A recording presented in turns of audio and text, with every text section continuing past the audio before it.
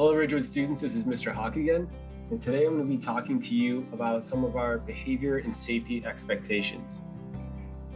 Let's first talk about lunch. Can you attend a lunch period other than the one you are scheduled for? No, you have to attend the lunch period you are scheduled for and expected to attend the flex period opposite of your lunch period on that day. When you arrive to the cafeteria, have your flex time email up on your phone so you can confirm with the lunchroom monitor that you are scheduled to be there at that time. Are there other places that you can go during your lunch period? Yes, there are actually here at Ridgewood. We have a few options. You can go to our new outside courtyard. It is beautiful and you're allowed to eat outside. You can go to our library, although there is no food allowed and you must scan in when you arrive with your school ID. You can also go to the Collaboration Center. Again, there's no food allowed and you must scan in. And you can go to our student commons where you can also eat. A few quick reminders. Make sure to clean up after yourself. It's your responsibility now as students in high school to do this and keep our school clean. You cannot wander the halls during lunch. After you finish eating, if you choose to go to another destination, you're expected to stay there until your lunch period ends. Remember, having access to the above areas is a privilege and not a right. So make sure your decisions and actions reflect that of someone who can be trusted. During study hall, you must first attend the place you were assigned on your schedule in Skyward. After that, you can leave and go to the library or Collaboration Center where you must scan in again, or vice versa.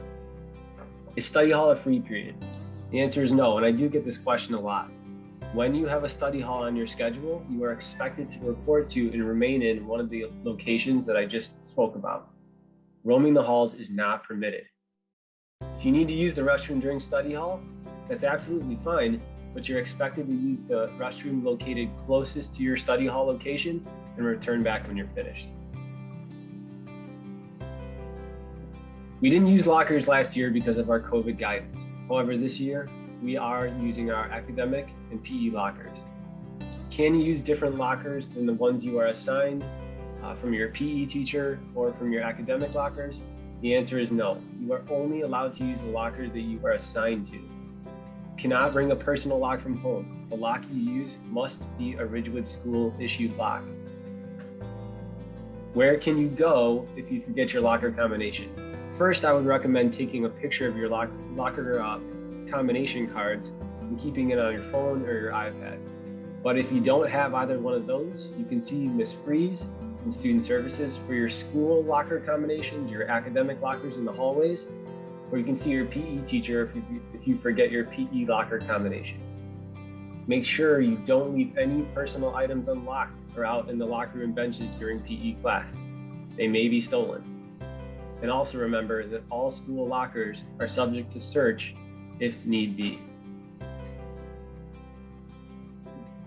Building safety. This is my #1 priority as Dean of Students. Here's what we do to continually keep you safe. We have unannounced school safety dog visits. These dogs are trained to detect odors of gunpowder, drugs, and alcohol. We have Officer Cortez, our school resource officer who works in the building, and our student monitors. We have 84 security cameras that cover every square inch of this building. Later on in the year, you'll receive your run, hide, fight training. In the event there's an intruder in the building, you want to make sure that you know your options for staying safe in that situation. And then we have our annual safety drills. Now here's what you can do to keep us safe. If you see something, you have to say something to a trusted adult. We have our anonymous bully and student concern reporting form located on our website, but really, we just need you to tell any trusted adult as soon as possible. We will then find out more information and determine if further action is needed. There is no penalty for being wrong in that situation. COVID safety. During this school year, rules are mandated by the Illinois Department of Public Health and Governor Pritzker. You must wear a mask covering your nose and mouth when you're inside of this building, regardless of your vaccination status. If you don't do so, that can result in behavioral and disciplinary action. You must maintain a distance of at least 3 feet from others as best you can. When you're eating, you can take your mask off, but you have to put it back on as soon as you're finished.